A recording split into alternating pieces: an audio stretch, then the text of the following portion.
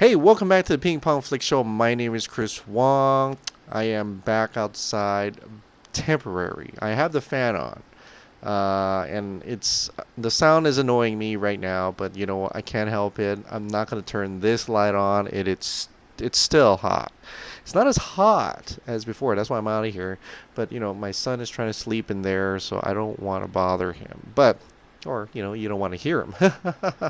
But this is going to be some short updates of what's going on. It is New York Comic Con time. A bunch of things came out for New York Comic Con, and it's kind of cool because it's very DC. It's so much stuff for DC. If you're a DC fan, you should be incredibly happy right now, depending on how you feel about everything that's going on with DC and Warner Brothers, DC Universe streaming.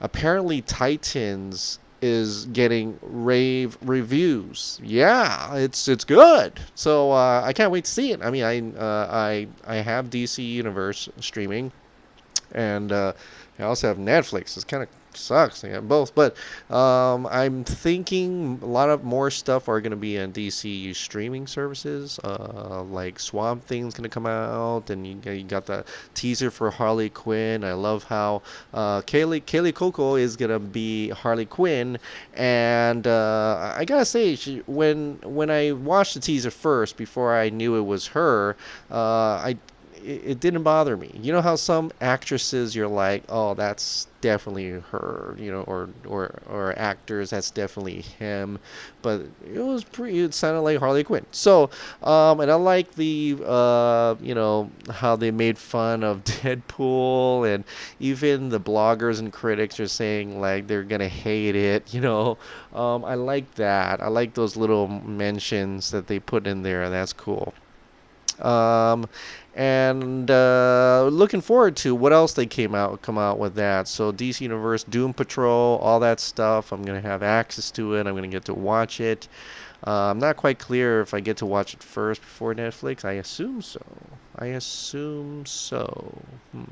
But I'm pretty sure. I mean, we paid money for DC's Universe. We should get some kind of exclusivity. I don't know who else, but that's coming out as well. So as far as like even Krypton, that new picture of Lobo, the main man, it's I mean that's pretty comic book accurate. I'm gonna say Krypton for a TV show. What I was gonna say, TV show, TV show. It is. I like it. I really like. I'm hooked on that show. Not a lot of people are, but I am hooked. I can't wait to see what happens next. And now they're going to introduce Lobo. Brainiac looks terrifying. He's awesome. And if you guys have seen it left, there's like other things in there like Doomsday. It's like it's all this Superman lore stuff that's in there. It's really really awesome and cool. And I enjoy Krypton more than like Supergirl and the other CW ones. So give that. So I'm looking forward to that. And apparently season 2 is going to be on the streaming service, which is fine. I think that's great since I don't really have Sci-Fi Channel. I was able to watch it through other means. So, but yeah, it would be cool to have it officially on my DC streaming service. So that would be great. And then my wife can catch up on it because I wanted to show her the first one, the first season. But it was really good. And so that's great for the DC TVs. What's going on in the movie universe? Well, the new Aquaman trailer is supposedly going to come out tomorrow, or is it Saturday? I thought they said trailer tomorrow, which would be tomorrow. But anyway, but it should have a new one come out. I'm excited for that to see what that's going on. Is it just cut differently? The poster that was released is of more of the classic design, so I'm kind of eager to see that in live action. That design, that classic design, and how that moves and flows. It's probably move and flows easily, but you never know about the chain. The almost like a chain mail type suit. It's probably like Man of Steel or Superman for that matter.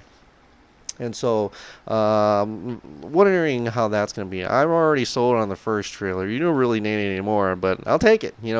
I think marketing is definitely going to be ramping up as we head into December. Well, head into November to December, and so, which is good because we're going to need a lot of marketing for that. Aquaman is coming out December, and it has a lot of competition that month. I mean, it's crazy that month. I still can't believe they're putting Bumblebee next to that movie. I mean, it's like none of these studios are gonna win. Everybody's gonna lose by spreading yourselves too thin, especially for movies that have pretty much the same target audience here. And that's unfortunate. But then you look at the calendar, you're like, where can you put it? I guess you could have put it in an upward, downward, and you got Mary Poppins and all this other stuff. So it's like there's so many, no, well, not so many, but very little choices in where to put that. But Aquaman, it looks fantastic, and I can't wait to see it. It's probably one of my, I guess, least favorite DC movie I'm looking forward to. I was never really a big Aquaman fan, but I am want to see this universe grow, and I'm really curious how much it connects to what we've seen before. So that's what I'm more curious about. And underwater wars, and it looks like what they were saying, Lord of the Rings underwater. That's something I've never, not too much, have seen before in movies. Like, it's very rare, or not even. I can't remember anything that had an underwater war. I can't remember. I mean, it's other than a video game or something, but that makes it quite different from before. So really looking forward to that. Shazam, there's supposed to be a teaser, I believe, but apparently it's not a full trailer. It's like a cut down from the first one, so that's alright. I mean, that's not too exciting. I mean, it's all the chips are right in Aquaman right now. They want to make sure they market that because that's coming out like real soon, and after that comes out, then they start ramping up for Shazam, which comes out next year. So that's I guess that's how the marketing is. They don't want to step on each other's toes. So that's fine. That's awesome in itself. But the other one that was coming out, that was Birds of Prey. Yes, we got a new cast member. Her name is Rosie Perez, Academy Award nominee Rosie Perez, who is now Renee Montoya, GCPD. So that, which is interesting because she's like in her 50s now, right? So everybody was like, oh, how about this person? And they're like, well, it's meh. And I'm like, meh, but I know her. I've seen her in a lot of movies. I mean, I think she was Nicolas Cage's wife in that movie with Bridget Fonda. What was that romantic where he was a cop and he tips her a lot of money? I forget what it was called, but I think she was his wife. But so I've seen her before. So, but I haven't seen her recently. So I'm really and in a way, I'm like kind of shocked. Oh, she's still doing stuff. But the interesting part about that is that if Jim Gordon, is still there, and you look at Renee Montoya, she's in her 50s. Of course, you got Margot Robbie as Harley Quinn. This is still implying that Batman is also an older Batman. So is the older Ben Affleck version of Batman canon? That is interesting to me because that means they're not really altering it that much. All of a sudden, like, oh, Batman's younger, or all of a sudden Batman's like 30s now, or oh, we're gonna do this. There is still within, I guess you can't really call it Snyderverse, because now we know that Snyderverse is actually the 5-part film arc, but you can, I guess, whatever that began with Batman v Superman, I guess, in those sense, in terms of age and things like that, where Batman would be older, and that Renee Montoya is older. She's not like young, up, starting. This is like still further down the line. Whether that means like people like Robin is still dead, who knows at this point?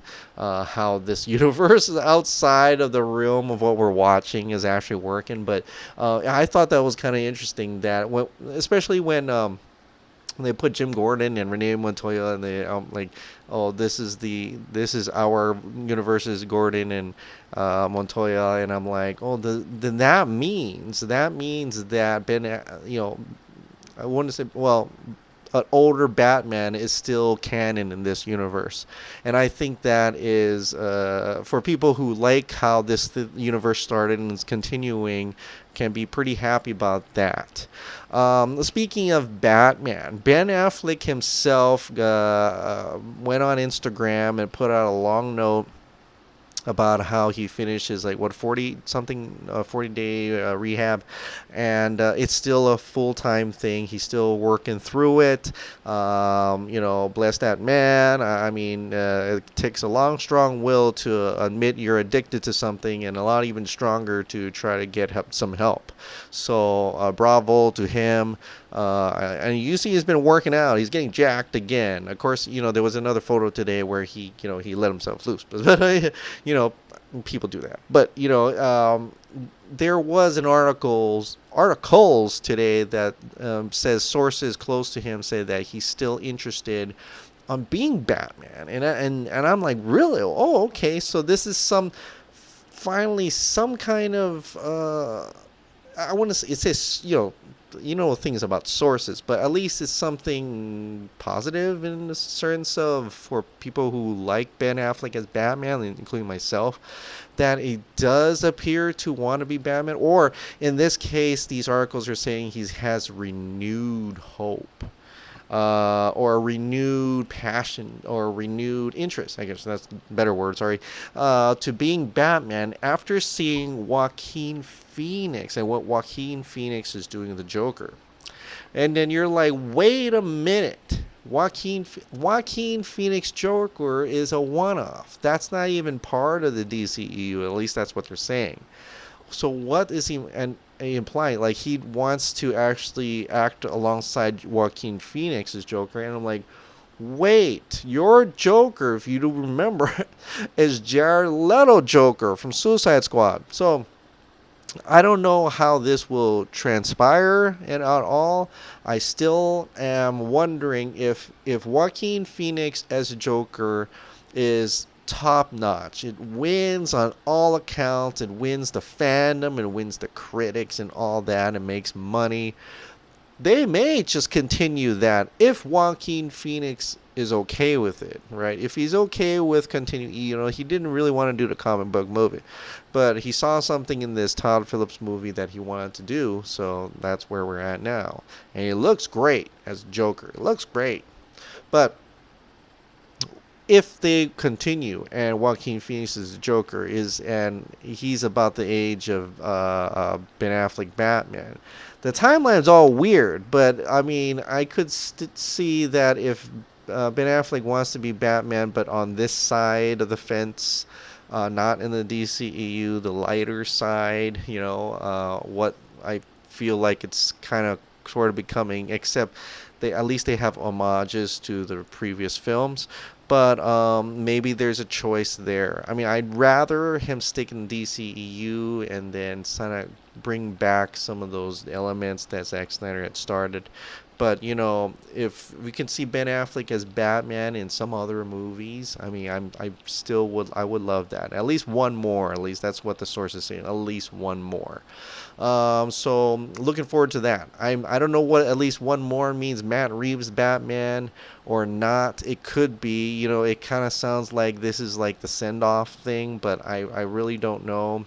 And maybe he does one and like, what, I would love to do more. So who knows at this point, but at least he's doing good in rehab.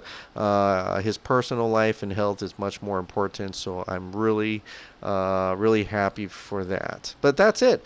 I mean, that is it for today. There has been no Throwback Thursday from Zack Snyder. Zack Snyder has been quiet for days since his working on it picture, or I'm sorry, working out picture. I'm sorry, but it is New York Comic Con, so there's a lot of things going on. We're gonna expect some trailers probably by the time you see this, so I'm looking forward to that, and hope for the best. This is the first week of October. If anything's gonna happen, it's gonna happen. If nothing's gonna happen, well, we'll keep on praying, we'll keep on waiting, and we'll keep on fighting.